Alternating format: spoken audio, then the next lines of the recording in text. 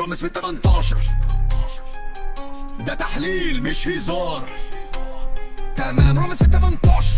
المنتخب المصري يخسر في الجولة الثالثة من منتخب الأردن 3-0 في بطولة العرب المقامة بقطر 2025، ويغادر المنتخب المصري من الدور الأول. قلنا الخبر كده تمام. نتكلم بقى، احنا كمصريين زعلانين ومتنكدين، زي ما رحنا زي ما جينا. احنا مش فالحين غير ان احنا نتكلم على بعض، نفسن على بعض، نقل من بعض، نتريق على بعض، ما نساعدش بعض.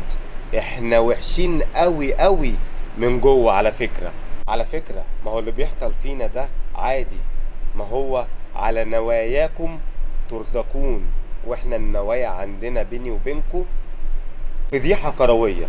اتفضحنا، فضحتونا.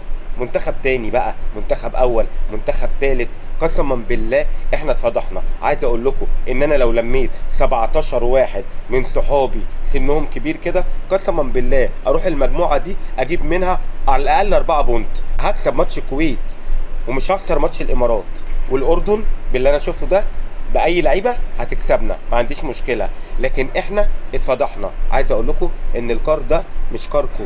خليكم بقى قاعدين في قطر وشوفوا لكم شغلانه هناك، عشان الكوره والكار ده مش بتاعتكم. على فكره انتوا فضحتونا، احنا اتفضحنا وشكلنا وحش قوي قوي قوي. شكلنا بقى بتاع من غير استك على فكره. يعني عايز اقول لكم ان احنا بالمنتخب ده والله ما نلعب دوره رمضان، والله ما نلعب دوره وديه، والله انا مرضى العبهم معايا في الشارع بالطريقه دي، اسامي على الفاضي. لا، وكلكم بقى كل ده كوم، وتغييرة محمد النني دي كوم تاني. الراجل منزل المفروض بيعمل تغييرات واحنا خسرانين علشان نرجع.